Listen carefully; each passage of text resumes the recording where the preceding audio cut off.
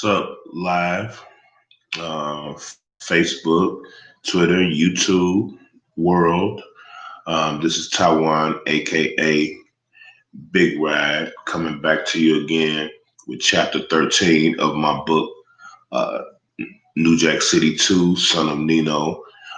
You can also buy it online on Amazon, and it is titled The City, Son of Nico. You spell that Neko.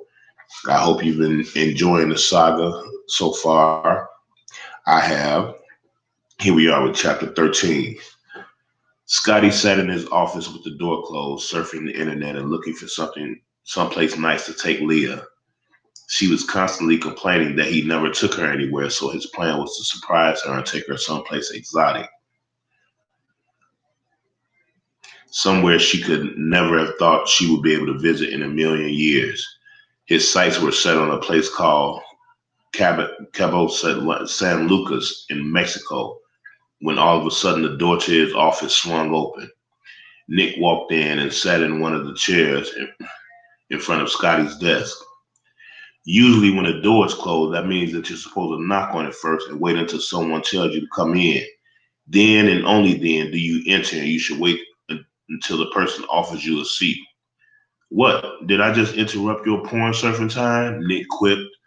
I won't tell anyone what I saw, and I promise that I will not look at you any different. You're a real pervert, you know that?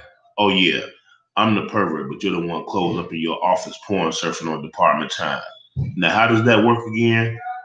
If you must know, I'm online looking for someplace nice to take Leah for vacation, Scotty revealed. Vacation? You just came back to work a day or two ago.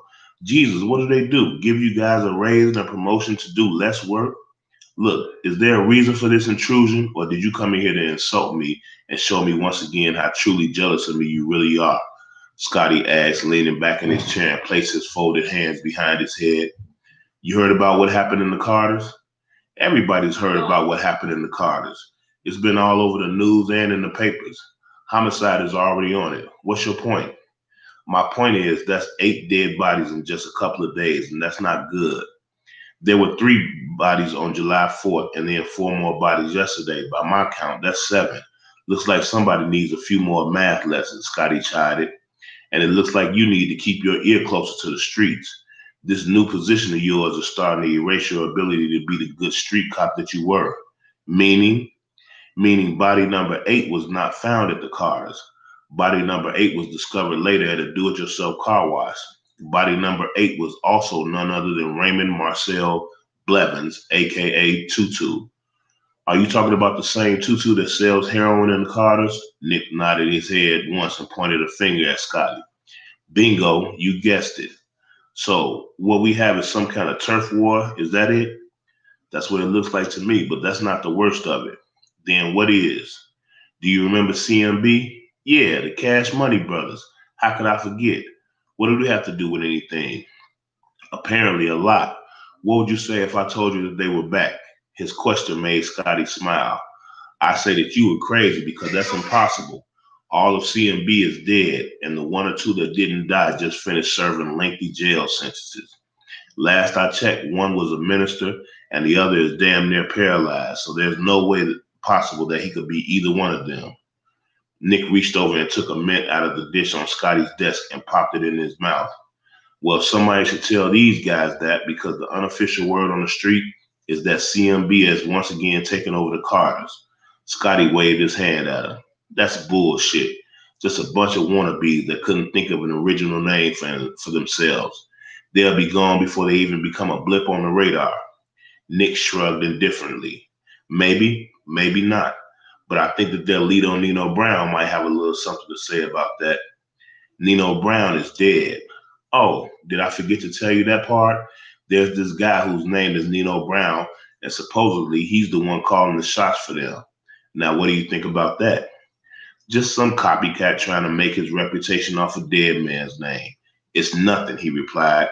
Scotty sat forward in his chair and began typing away at his keyboard again. Nick leaned forward also in an attempt to grab Scotty's attention. That's what I thought too, so I did a little digging, and guess what I came up with? Scotty gave a bored sigh and stopped typing. I don't know. What did you come up with? Nick pulled out a piece of paper and began to read. Nino Brown Jr., born December 21st, 1991, to a Uniqua Latrice Andrews at none other than New Jack General Hospital. No father was listed on the birth certificate, but that's because he was already dead by then, Scotty finished before him, finally beginning to grasp what he was hearing. Exactly. And that got me to thinking, who is this Uniqua Andrews? So I ran her name. No criminal record and no address in New Jack City. But then I run her name doing a nationwide search, and voila, he said, pulling another piece of paper out and handing it to Scotty. That's a copy of her driver's license from Minnesota. Do you recognize her? Take your time and think about it. Scotty stared long and hard at the photo, then all of a sudden snapped his fingers in recognition. Well, I'll be damned. Didn't she used to fuck around with Nino's boy G Money? Bingo. But later on down the line, she was fucking with Nino. Scotty's face showed his struggle to remember. Still doesn't click? Okay, well, try this. Do you remember when we got the tip about where Nino was and we raided the apartment to go in and get him? Yeah, what about it? Do you remember you had to chase him by yourself because some crazy bitch came out of nowhere and jumped on my back? Scotty did remember that and started to laugh at the recollection. Yeah, that was some funny shit. She was kicking your ass. She was not. Now pay attention, he said, tapping the paper that Scotty was holding. Scotty looked at the paper, then at Nick, then at the paper again, then back to Nick. His smile was now gone. Oh shit, this was her? One and the same. So she has his son, leaves town, and raises him somewhere else for 18 years, and now they're back. But why now? I don't know. Maybe to try and pick up where his old man left off. Who knows? But there is no they. His mother is dead now. As a matter of fact, she was murdered in Minneapolis last week. Her killer is still unknown and presumably still at large. The wheels of Scotty's head were hard at work. You don't think he killed his own mother, do you? Nick shook his head. No, but just for the sake of good police work, I called and spoke to one of the detectives that were working the case. Come to find out, he was already up here when she was killed. In fact, whoever killed her apparently called him afterward. So he knew her killer? I thought you said the killer was unknown. According to his statement, the killer is unknown. He told them he had no idea as to who he was. And they believed him? No, but what can they do? You know as well as I do that in cases like this, they can only help as much as someone else is willing to help them. Scotty nodded in agreement and leaned back and thought again. And now he's back here. I wonder what he has on the agenda. I'd pay anything to be a fly on the wall in the Carter apartment just so I could see what the hell he was up to. This is just a little too spooky. I thought we were done with Nino Brown the day I watched his bitch ass fall to his death. Me too. But why do we have to settle for a fly on the wall when you got me? Scotty snapped out of his trance and looked at his friend. What do you mean, I've got you? Nick smiled and got up out of his seat, spreading his arms wide. I'm talking about me. I'll go in there undercover and report back to you firsthand about what's going on in there. Scotty gave him a scrutinizing frown. You, he asked. Nick nodded once with his arm still outstretched. Me, he confirmed, still smiling. Are you crazy? They eat you alive in there. In case you hadn't noticed, the Carter's residents are primarily made up of minorities, mostly blacks, and I'm sorry to be the one to tell you, but you don't appear to be a minority, and you're definitely not black. Nick moved some stuff to the side and sat on the edge of Scotty's desk. That doesn't matter. This drug shit doesn't confine itself to any kind of color barrier, and it's not like I'm applying for an apartment there. I'll be posing as a junkie. Nick, in case you've forgotten, I'm no longer your partner. I am now your commanding officer. And, and as your commanding officer, it's up to me to approve or disapprove of assignments like this. And I say no. Do you remember what happened to Pookie? Scotty, just hear me out, Nick pleaded. No, he repeated and turned away from him. Did you know that the Carter Apartments is one of the city's largest meth spots? And your point is? My point is, I could let my beard grow about a week, don't comb my hair for a few days, go a little while without bathing, throw in a few clothes, old clothes, and what do you got? A very stinky, dirty, and hairy cop. Ha ha ha, very funny. But seriously, I do everything I just said, and it's bye-bye Sergeant Peretti and hello meth head Mike. Scotty tilted his head and seemed to be considering it for a moment before he shook it off. No. I can't authorize something like that. And even if I did, why would I pick you? Why not pick me? Who else is there? Some young punk who's been on the job for about 6, 7 years?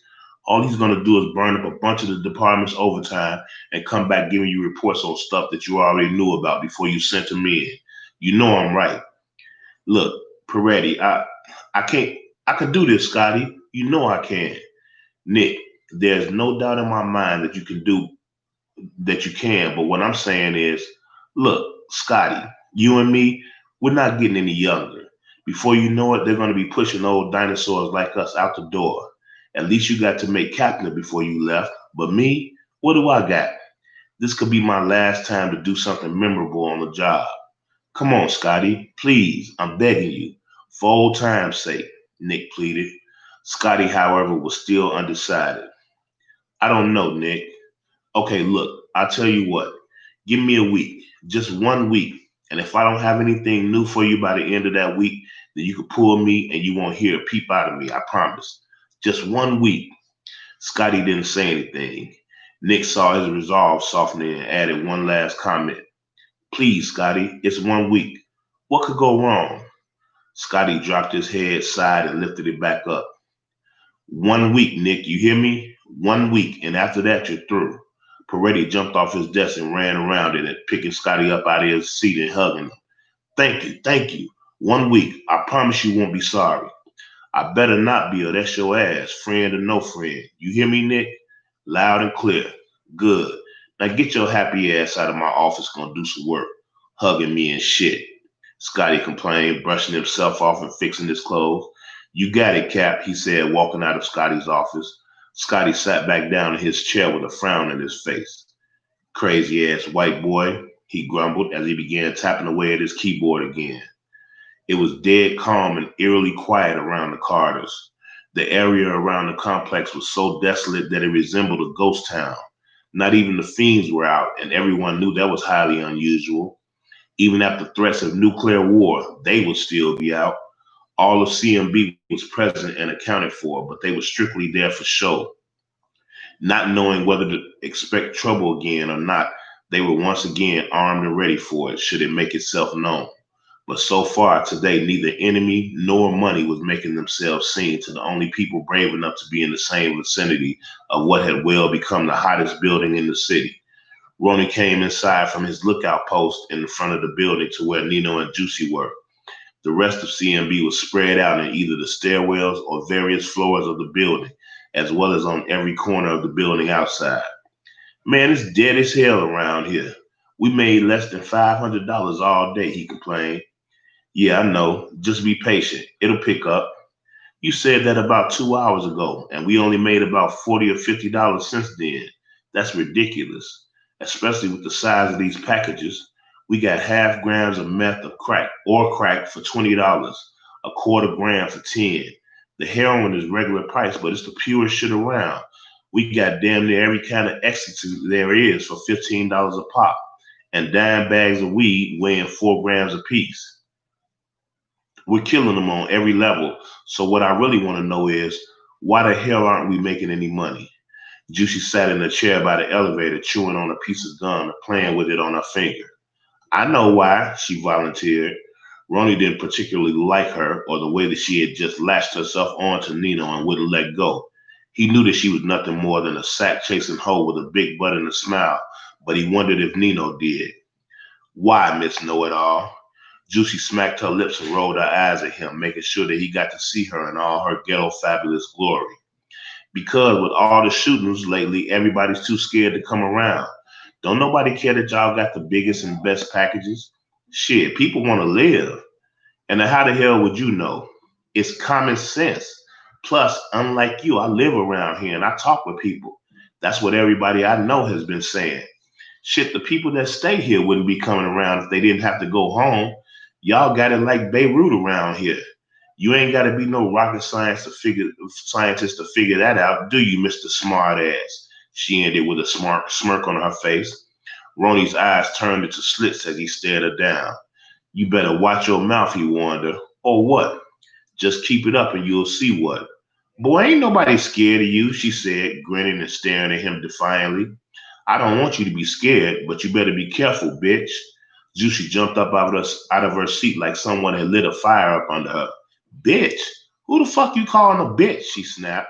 Nino, who had remained quiet through it all, finally spoke up. Shut up. But Nino, he just called me a bitch, she whined. You are a bitch. Now shut up, he ordered. She was upset, but she reluctantly obeyed him.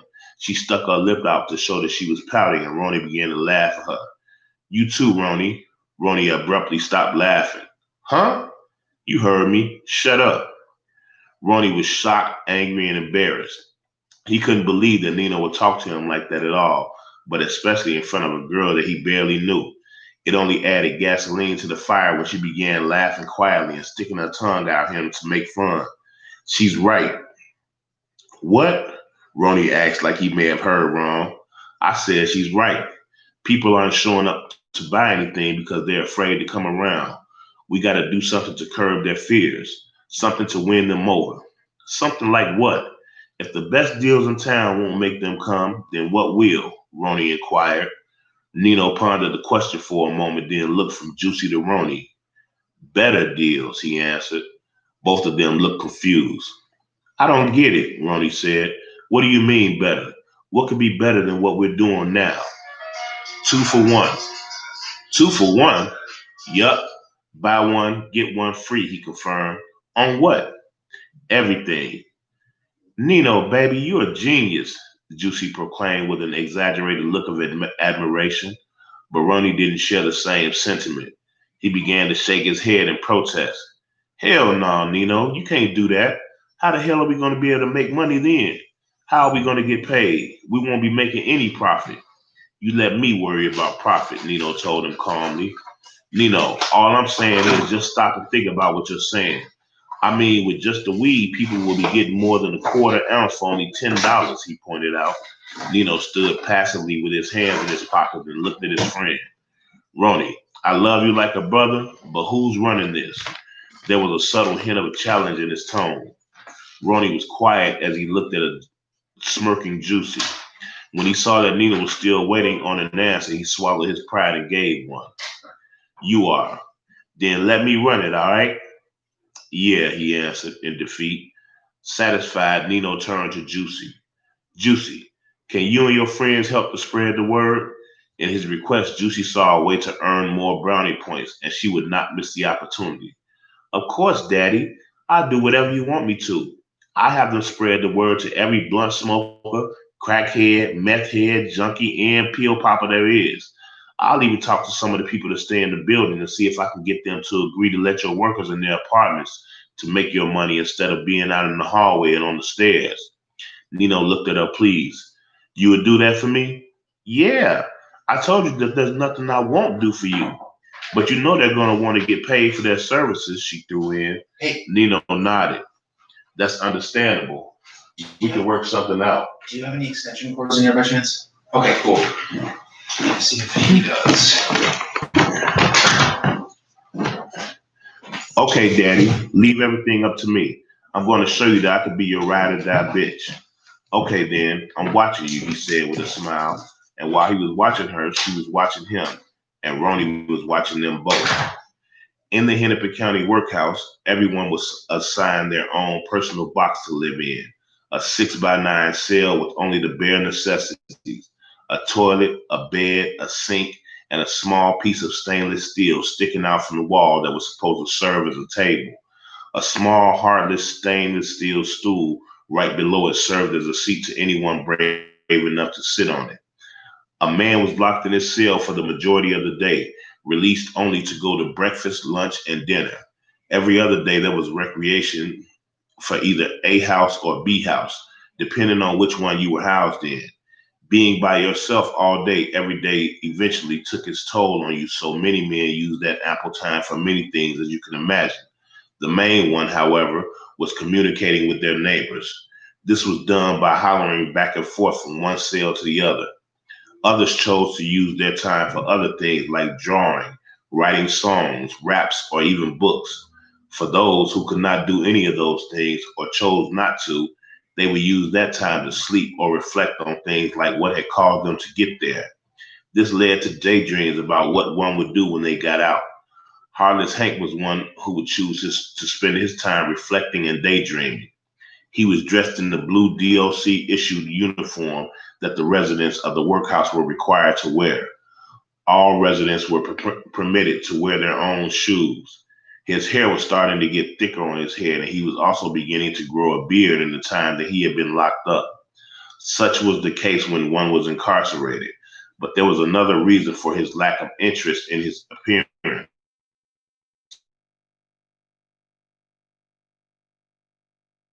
Prepared him for that. What infuriated him even more, Bear's death was somehow the result of him killing Nicky, and somehow, some way, Nino had had a hand in his uncle's fate. Though it was only 6 months that he had been sentenced to, that 6 months may as well have been forever. Hank needed to get out of there quick, fast, and in a hurry. New Jack City was his next destination, and he had a bullet with Nino's name on it. When the call for dinner came over the intercom, Heartless Hank slowed his pace to wait on one of the few people that he interacted with in there. Melly Mel, what it do? He greeted cordially and held his hand out for a handshake. Mel, short for Melvin, came walking up and shook Hank's hand. Mel was short and dark-skinned with a soft, pudgy frame. He wore his hair in a short, natural afro with only a mustache on a face that looked to be smiling even when it wasn't. Mel was one of those guys that was always locked up for something, whether it was in the county jail, prison, or in the workhouse. He was about 10 years older than Hank and was currently serving a sentence for writing bad checks. What's up, Heartless? How you holding up? I'm all right. I can't complain, you know. Even if you did, it wouldn't do no good. That's fucked up they wouldn't let you off of Bear's funeral. I still don't get that. And he was your blood relative. Yeah, well, you know how they do, especially with me. That's the story of my life. Don't nothing work out for me. This workhouse time is some bullshit. I ain't gonna be able to do this for 6 months. I'm used to being able to stretch my legs every day. You feel me? Yeah, I feel you, Mel answered back, even though he didn't. Being locked up for him was like second nature. Too bad you ain't got no job. If you had one, you would be able to get work release and stay next door. Over there, you get to go out every day to work, and they give you weekend passes where you just have to come back on Sunday night. Straight up? Yup. Heartless Hank grabbed the tray, and he and Mel went through the line to get served. A chicken patty, a bun, some very watery vegetable beef soup, and 2 small packs of saltine crackers. In the dining room, there was a table where everyone could help themselves to lettuce and mayonnaise. The whole time, Hank's mind was at work thinking about what Mel had just told him. Mel knew exactly what he was pondering. There is a way for you to get out of here and go try and find a job, he told him. Oh, yeah? How? Easy. Just write your judge and ask him for a job seeking furlough. If he grants it, then they usually give you 2.